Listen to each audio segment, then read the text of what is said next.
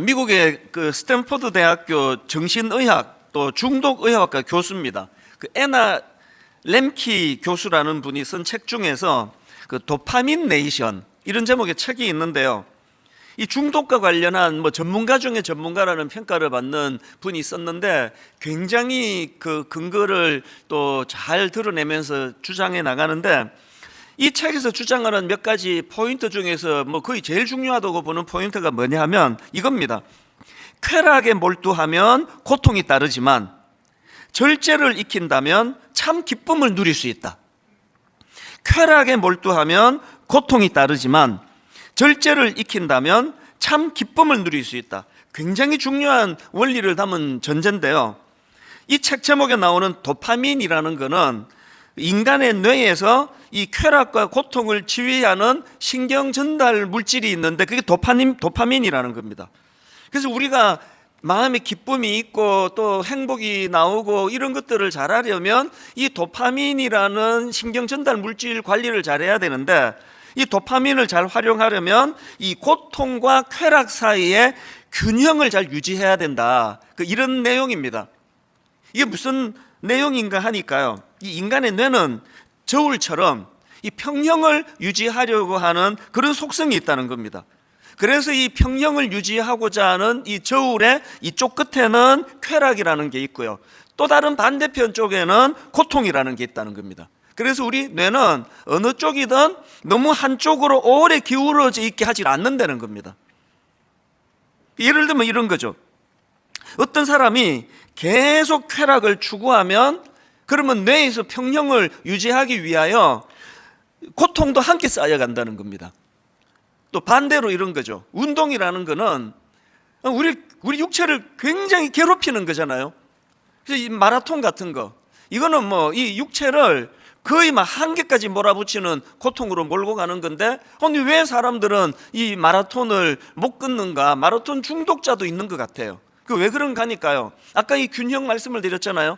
이제 운동을 하면서 우리가 마라톤을 하면은 몸이 못 견디게 고통스럽고 힘들고, 그러면 이제 이 고통으로 이제 이게 이렇게 기울어지면 어떻게 한다고요?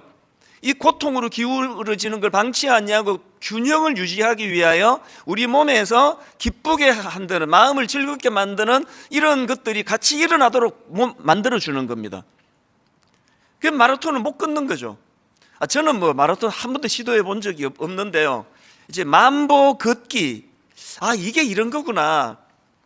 월요일 날 이제 날씨는 춥고 또 주일 지나고 머리도 아프고 그런데 오후에 안 되겠다 해가지고 이제 몸을 꽁꽁 싸가지고 그렇게 이제 만보를 걷거든요.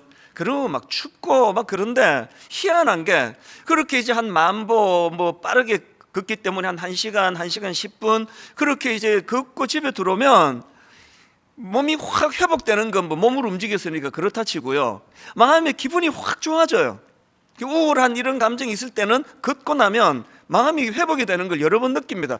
이 원리가 이게 뭘까 했더니, 아까 말씀드렸던 도파민 네이션이라는 책에서 이 중독 전문가 교수님이 한 분석을 보니까 이 원리구나. 이 추운데 빠르게 이렇게 걷고 하는 그게 내 육체를 괴롭히는 일이었던 거죠. 그래서 이 고통이 증가되니까 몸 안에서 기쁨도 같이 위해가지고 그런 그 기분 좋아지는 호르몬을 이제 분비하도록 그런 작용이 일어난다. 이게 이 책이 말하는 그 주장입니다. 그렇기 때문에 우리가 이제 자꾸 쾌락에 몰두하면 자꾸 우울해지는 거예요. 그 책에 그런 비유가 내용이 많이 나옵니다. 이제 어떤 포르노 같은 데 몰두해가지고 쾌락을 자극을 하면은요, 그런 걸 다 보고 나면은, 혹은 또 중독이 일어나면 점점 우울해진대요. 아니 내가 지금 쾌락을 위해서 그런 것들을 자극적인 걸 봤는데 왜 이렇게 우울하지? 이 원리라는 거죠. 그래서 우리가 자꾸 쾌락에 몰두하면 자꾸 다운이 되고 가라앉고 우울해지는 거고, 또 스스로가 절제를 애쓰고 절제를 익히면 그러면 이제 참 기쁨을 누릴 수 있다. 이게 뇌과학적으로 분석하고 증명을 해놓은 거라서 저에게는 굉장히 유익한 책이었습니다. 게다가 또 한 가지 이 쾌락 추구와 관련해서 어떤 문제가 있는가 하면은, 조금 전에도 제가 포르노 예를 들었지만 이 포르노 같은 엄난 영화를 예를 들어서 본다고 하면은 처음에는요, 이걸 처음 접할 때는 막 뭐 조금만 이런 야한 장면만 나와도 온 몸이 다 자극을 받는 거잖아요. 근데 이걸 계속 지속적으로 이거를 들여다보고 중독이 되면은 처음에 그 정도 자극으로는 몸이 반응을 하지 않아요. 마약도 마찬가지거든. 마약 중독이 왜 위험합니까? 맨 처음에 막 강도 굉장히 약한 그런 그 마약류를 어떻게 한번 내가 그거를 맛을 봤다 하면은 막 온 몸이 다 반응해. 그 너무 강렬하니까 이제 또 하고 싶은 거잖아요. 근데 이 마약 중독이 왜 위험한가 하면은 이제 자꾸 지속적으로 여기에 노출이 되면 맨 처음에 했을 때의 그 정도 강도로는 내 몸이 반응을 안 하는 겁니다. 어떻게 해야 됩니까? 더 강한 거, 더 강한 거, 더 강한 거. 그래서 그냥 폐인이 돼버리는 거라는 거죠. 그래서 그 책에서 교수님이 주장하는 게 뭐냐 하면은 이렇게 자꾸 이제 빠져들어가는 것이 이 쾌락에 관한 것이기 때문에 이 쾌락에 대한 유혹이 올 때 그걸 방치하면 안 된다는 거예요. 그 유혹을 억누르는 노력이 필요하다는 겁니다. 그래서 뭔가에 뭐 그게 뭐 포르노 중독이든 뭐 마약 중독이든 혹은 뭐 어떤 것에 대한 중독이든지 간에 처음에는 잘 안 된대요. 그런데 지속적으로 억누르려고 노력을 기울이면 우리 뇌는 이 중독 대상이 없던 그 이전 단계의 수준으로까지 회복시켜 준다는 거예요. 이 안에서 이 저울 기능이 있기 때문에. 그래서 이 쾌락에 몰두하면 고통이 따르지만 절제를 익힌다면 참 기쁨을 누릴 수 있다. 우리가 그 성경 공부할 때 성령의 열매 중에 맨 마지막 이 모든 성령의 열매를 담는 그릇 같은 게 이게 절제다. 그 절제를 우리가 늘 이제 사모하고 바라야 된다, 이런 것들이 이론으로만 저희들이 했는데요. 성경의 이 내용들이 요즘에 이 뇌과학자들이 하나씩 증명하는 게 전 너무 신기하고 감사한 거거든요. 이렇게 우리는 삶에서 이 쾌락에 대한 절제가 반드시 필요하다. 그게 우리를 이제 행복하게 만든다고 하는 이런 책을 읽고 해도요, 오늘 우리 시대가 이게 참 굉장히 위험한 시대예요. 내버려 두질 않아요. 끊임없이 우리를 이런 자극적인 것, 짜릿한 어떤 쾌락, 이런 쪽에 계속 우리를 몰고 가기 때문에요. 제가 최근에 어느 기사를 읽다가 막 눈을 비비면서 봤습니다. 이게 진짜 이게 사실인가? 여러분, 지금 강원도에서 청소년 올림픽이 진행이 되고 있지 않습니까? 청소년은 애들이에요. 그런데요, IOC, 이게 뭐 국제공인기구 아닙니까? 지금 그 청소년 올림픽 조직위원회에서 어떤 결정을 내렸느냐? 그 애들 올림픽에 그 선수단 숙소 같은데 콘돔을 비치해 놓고 언제든지 무상으로 이것을 가져가라고 그러고 있다는 겁니다. 그래서 제가 이게 뭔 일이야 해가지고 나이를 다시 검색을 해봤습니다. 그래서 청소년 올림픽 이렇게 검색해서 보니까요, 그 대상 선수들이 14살부터 18살까지예요. 지금 14살부터 18살 아이들이 모여가지고 지금 스포츠 대결을 하고 있는데 그 기간이 이게 몇 년이나 하는 겁니까? 그럼 그걸 오히려 가르치고 절제를 가르치고 이런 일이 일어나야 되는데 이걸 그 애들 올림픽 하는 데다가 그렇게 막 콘돔을 권장을 하고, 권장까지는 아니라도 눈에 띄는데 갖다 놓는 게 그렇게 말할 수도 있는 거 아니겠습니까? 제가 이 시대가 점점 무디어지는구나라고 느끼는 게요, 아무도 이거에 대하여 항의가 없잖아요. 이게 한 몇 년 전만 해도요, 발칵 뒤집어졌을 거예요. 이게 뭐 하는 짓이냐고. 이제 우리 스스로도 포기하고 사는 거예요. 세상이 다 그런 걸 저는 IOC에서 그런 짓을 했다고 하는 그 기사를 보면서 예전에 제가 본 영상 하나가 떠올랐는데요. 미국의 필라델피아에 좀비 거리가 있대요. 거기 영상을 제가 우연히 보고 진짜 무서웠습니다. 왜냐하니까요, 거기에 이제 마약에 중독이 된 사람들이 이제 그 허리가 완전히 90도가 꺾이고요, 이러면서 막 이 차도로 막 뛰어들고 이 뛰어드는 것도 아니에요. 그 영화 본 그대로예요. 좀비 영화. 이게 굉장히 강도 높은 마약에 중독이 돼가지고 막 이렇게 이제 좀비가 돼가지고 막 길거리에 그렇게 배회하는 그 장면인데 그게 그 잊혀지지가 않아요. 제가 많이 놀랐던 게 뭐냐 하면은 지금 그 필라델피아에 있는 그 마약 거리에 하루 평균 8,000명에서 10,000명이 이 마약을 위해 가지고 거리를 돌아다니고 있다는 겁니다. 지금 일만소도 파송 운동 이후로요, 우리 교회 출석 예배 다 합쳐가지고 5,000명 좀 더 됩니다. 어마어마한 숫자 아닙니까 이게? 이 10,000명이라면은 이게 도대체 어떻게 되는 거냐고요. 더 충격적인 건요, 필라델피아 그 주 정부에서, 그 시 정부에서 이 마약 중독자들에게 그 마약할 때 쓰는 주사기를 무료로 나눠주고 있다는 겁니다. 그 주 정부에서 왜 이런 짓을 합니까? 이제 마약 중독자가 넘쳐나가지고 이제 마약 단속은 거의 불가능해졌다. 그래서 감염이라도 예방하자. 그 에이즈 같은 이런 것들을 예방하기 위해 가지고 이제 깨끗한 소독된 마약 쓸 때 쓰는 주사기를 나눠주고 있다. 이게 필라델피아에서 있는 일이라고 그 영상을 제가 봤기 때문에 최근에 그 샌프란시스코에서 사시는 교포분이 여기 방문을 했길래 그 얘기를 제가 했습니다. 필라델피아에 이런 마약 거리가 있다 그랬더니 그분 하는 반응이요, 아이고 목사님, 그게 뭐 필라델피아만 있는 줄 아십니까? 제가 사는 샌프란시스코도 지금 뭐 그런 현상이 계속 일어나고 있습니다. 이게 지금 미국의 현실이거든요. 그런데 지금 한번 보세요. 이 넷플릭스 같은 이런 그 미국발 이런 그 막 음란한 것들이 여과 없이 나오는 가치관을 흔들어대고 있는 이런 영화, 드라마 이런 게 지금 대한민국 안방에서요, 그거 몇만 원 내면 24시간 그런 것들을 볼 수 있는, 그게 노출이 돼 있는 거거든요. 그래서 우리 너무너무 소중한 우리 아들, 우리 딸들이 지금 거기에 자꾸 이제 가치관이 노출이 되는 거거든요. 제가 한 2년 전에요, 어느 국회의원을 만났는데 이분이 우려하면서 그런 말 하더라고요. 목사님, 대한민국 이제 이 사회 다음에 심각한 건 마약 문제입니다 그러더라고요. 그때는 제가 그렇게까지 심각하게 그 얘기를 안 들었는데요, 지금 불과 한 2년도 채 안 되는 이런 상황에서 이제 이게 보통 문제가 아닙니다. 이게 지금 이게 가격이 너무 싸고 너무 쉽게 구할 수 있고, 그래서 이제는 뭐 중고등학교까지 지금 이 범람해 오고 있다는 뉴스는 여러분 다 들어서 아실 거 아닙니까? 그래서 저는 이런 점에서 지금 보면은요, 오늘 우리 시대는요, 이 바벨론의 포로로 끌려갔던 다니엘과 세 친구들과 똑같은 상황이라 생각합니다. 그 전도 유망한 그런 귀한 청소년들을 바벨론에서 포로로 끌고 가가지고 그들에게 제일 먼저 한 게 뭔지 아십니까? 창시계명이에요. 이름을 바꾸는 겁니다. 그게 다니엘서 1장 7절에 나옵니다. 한번 보십시오. 황관장이 그들의 이름을 고쳐 다니엘은 벨드사살이라 하고, 하나냐는 사드락이라 하고, 미사엘은 메삭이라 하고, 아사랴는 아벳느고라 하였더라. 원래 갖고 있던 다니엘이라는 이름의 뜻은 하나님은 나의 심판자 이런 뜻이에요.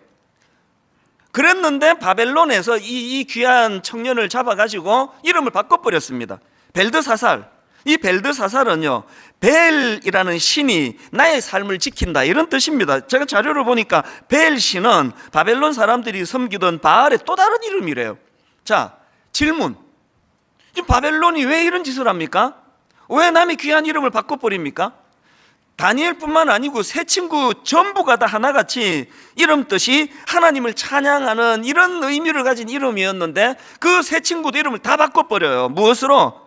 그 귀한 이름을 우상의 이름으로 다 바꿔버려요. 왜 이렇게 할까요? 세뇌죠. 여러분 생각해 보세요. 왜 그 부모가 그 아이 이름을 귀한 이름으로 짓습니까? 그 다니엘이라는 이름을 지을 때 어릴 때부터 다니엘아 다니엘아 그럴 때 거기에 담겨져 있는 교육이 뭡니까? 하나님은 나의 심판자라고, 보이지 않지만 난 내 멋대로 살 수 없는 존재라고, 하나님을 두려워해야 된다고, 그런 메시지를 계속 받는 거 아닙니까? 그런데 이제 넌 오늘부터 다니엘이 아니고 벨드사살이야.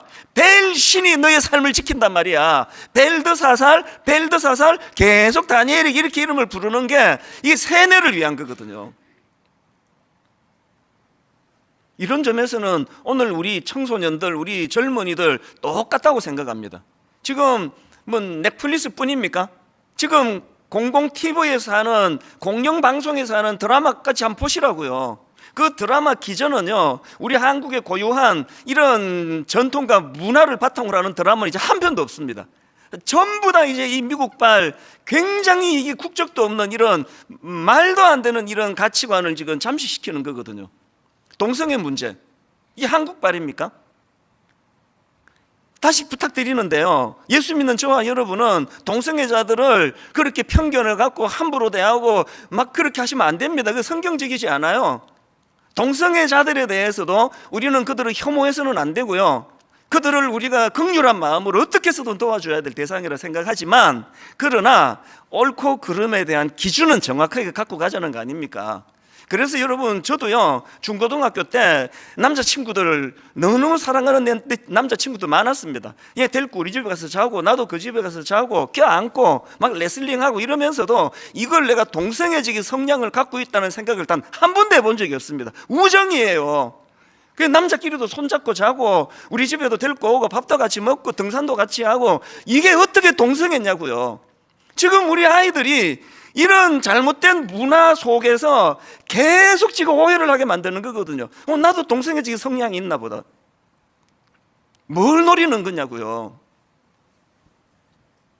그 무슨 뭐 영화 같은 거 보세요. 드라마 한 보세요. 아니 여기에 지금 동성애자들을 등장시킬 이유가 하나도 없는데, 그 인기 있는 영화 보면은 그거를 그냥 뭐 양념처럼 그렇게 슬쩍슬쩍 끼워 넣는 게, 이게 지금 그 바벨론의 포로로 끌고 간 그 악한 것들이 이름 바꾸는 거랑 똑같은 그런 행위 아닙니까? 그렇기 때문에요, 저는 너무 두려워요. 이제 몇 년 뒤가 될지 몇십 년 뒤가 될지, 이제 서울에서 이제 부산에서 이제 광주에서 이 좀비 거리가 나오지 않는다는 보장이 없는 시대가 돼버렸습니다. 이 마약 청정국이었던 대한민국에서 말이죠. 그리고 이제 가정은 어떻게 되는 겁니까? 이제 하나님 허락하신 한 남자와 한 여자가 많은 분들의 축복을 받으면서 이루어가는 이 형태는, 미국은 붕괴된 지가 오래됐고 유럽 붕괴된 지 오래됐고, 왜 대한민국이 거기를 지금 그 문화를 따라갈 수밖에 없느냐고요. 강력한 이 문화가 천천히 아이들을 세뇌시키고 있기 때문에. 그래서 우리가 정신 바짝 차리고요, 가정 살려야 돼요. 진짜 건강한 가정 안에 우리 엄마 우리 아빠 진짜 행복하다, 나도 이 결혼하고 싶다, 이걸 우리가 만들어내야 되는 거죠. 그리고 더 중요한 것은요, 우리도 이제 다니엘처럼 선포해야 됩니다. 아까 다니엘 1장 7절에서 그 이름을 가지고 그렇게 그 창시 계명을 하는 짓을 저질렀다는 게 7절인데요 그거에 대항하는 8절의 다니엘을 보십시오. 8절, 다니엘은 뜻을 정하여 왕의 음식과 그가 마시는 포도주로 자기를 더럽히지 아니하리라 하고, 자기를 더럽히지 아니하도록 황반장에게 구하니. 오늘 우리 시대는요, 젊은이들 뭐 기성세대 할 거 없이 예수 믿는 우리는 매일 이 결단을 해야 돼요. 매일 선언을 해야 돼요. 나는 이 세상에 물들지 않을 것이다. 나는 세상에 속한 자가 아니다. 그리고 영화 한 편을 봐도 이거는 잘못된 거다, 이거는 잘된 거다, 분별할 수 있는 눈을 키워줘야 키워줘야 되는 시대예요.